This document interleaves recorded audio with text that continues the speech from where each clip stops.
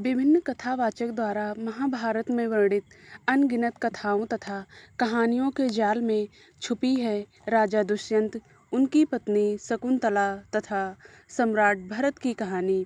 जन्मेजय ने जब कथावाचक वैशंपायन जी से कुरुवंशज की उत्पत्ति के बारे में पूछा तो कथावाचक ने अपनी कथा शुरू की और कहा कि एक समय की बात है कि एक बहुत ही शक्तिशाली तथा निर्भय राजा दुष्यंत थे, जो कि धर्म का पालन करते थे तथा अपनी प्रजा में अत्यधिक लोकप्रिय थे। एक दिन जंगल में शिकार पर निकले राजा एक हिरण का पीछा करते हुए एक आश्रम में पहुंच गए। वहां फलों तथा फूलों से लदे हुए पेड़ और नदी में बहते हुए स्वच्छ शीतल जल को देखकर उनको बहुत बड़ा आश्चर्य हुआ। कुछ साधु संत जो कि नदी किनारे सूखी लकड़ी बिन रहे थे ने पूछने पर बताया कि आगे नदी के तट पर कण्व ऋषि का आश्रम है। अपने सैनिकों को बाहर छोड़कर दुष्यंत आश्रम में प्रवेश करते हैं। आश्रम में उनका स्वागत एक अत्यंत सुंदर स्त्री द्वारा किया जाता है। वो राजा को आदर से आश्रम के अंदर बुलाती हैं तथा कहती हैं कि उनके पिता कण्व आश्रम में नहीं हैं। उनकी बातों पर आश्चर्य व्यक्त कर दुष्यंत कहते हैं कि वो कण्व की पुत्री कैसे हो सकती हैं, क्योंकि कण्व तो ब्रह्मचारी हैं। शकुंतला फिर राजा को बताती हैं जो कि उनके पिता कण्व ने उनको बताया है कि महर्षि विश्वामित्र की कठोर तपस्या से इंद्र देवता अत्यधिक विचलित हो जाते हैं और उनकी तपस्या में विघ्न डालने के उद्देश्य से अप्सरा मेनका को धरती पर भेजते हैं। मेनका अपनी क्रियाओं से विश्वामित्र का ध्यान भंग करने के अपने उद्देश्य में सफल होती हैं। उन दोनों के संयोग से मेनका एक कन्या को जन्म देती हैं। मेरी माता मुझे तत्पश्चात वन में मालिनी के तट पर छोड़कर देवलोक चली गई।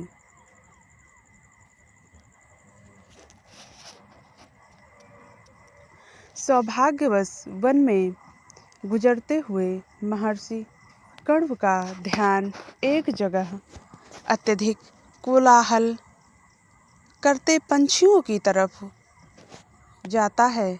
जांच करने पर उनकी नज़र मुझ पर पड़ती है और वो मुझे उठाकर आश्रम में ले आए तथा मेरा पालन पोषण किया। शारीरिक जनक, प्राणों का रक्षक तथा अन्नदाता तीनों ही लोग पिता समान होते हैं, क्योंकि उन्होंने मेरी रक्षा की है तथा अन्न खिलाया है।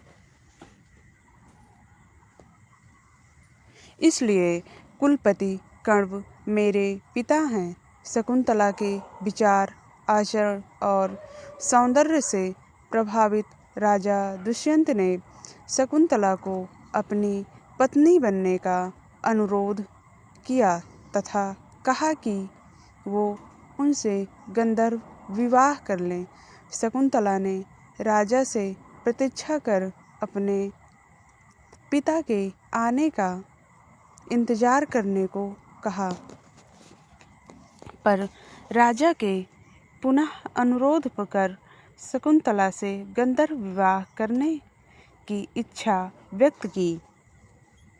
शकुंतला ने अनिच्छा से गंधर्व विवाह की सहमति दे दी, पर उससे पूर्व शकुंतला ने राजा दुष्यंत से प्रतिज्ञा ली कि उनके पाणी ग्रहण से जो पुत्र उत्पन्न होगा वो ही उनका उत्तराधिकारी होगा और इस देश का सम्राट बनेगा।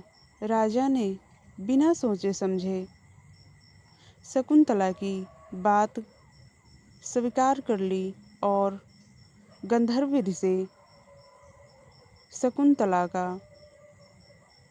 पाणी ग्रहण किया।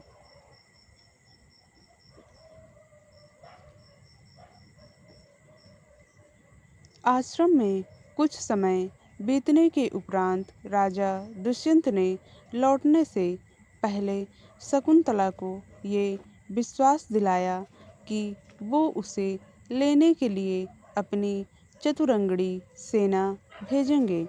ये आश्वासन देने के बाद दुष्यंत ने अपनी राजधानी को प्रस्थान कर गए।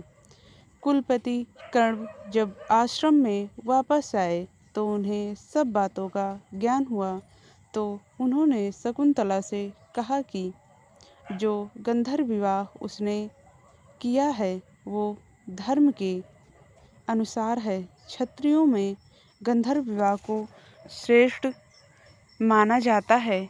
इसके अतिरिक्त राजा दुष्यंत एक उदार तथा धर्म का पालन करने वाले व्यक्ति हैं। कुछ समय बाद शकुंतला एक सुंदर बालक को जन्म देती हैं। ये बालक कण्वाश्रम में कण्व महर्षि की देखरेख में बड़ा होता है। प्रशये हिमवतो रभये मालिनीमां मितो नदीं जातमुत्सृजनतं गर्भ मेनका मलिन मनु अत्यंत ही सुंदर हिमवत के अंतिम प्रदेश हैं, जहाँ की पवित्र मालिनी के तट पर मालिनी अनुस्वरूप मेनका के गर्भ से उत्पन्न शकुंतला ने एक शिशु को जन्म दिया है। शकुंतला का अपने पुत्र के साथ राजा दुष्यंत से मिलना और अंततः राजा का उनको स्वीकार करना तथा अपने पुत्र को युवराज घोषित करने के कई प्रसंग हैं। महाभारत के अनुसार शकुंतला के पुत्र के बड़े होने पर उसकी अनेक योग्यताएं देखकर महर्षि कण्व ने ये निश्चय लिया कि अब वो युवराज होने योग्य है और उसका पालन पोषण अब राजा दुष्यंत की देखरेख में महलों में होना चाहिए, ताकि वो राज्य के राजकाज सीख सके। महर्षि कण्व के आदेश अनुसार शकुंतला अपने पुत्र और आश्रम के कुछ साधु संतों तथा आश्रम वासियों के साथ राजा दुष्यंत की राजधानी के लिए प्रस्थान करती हैं।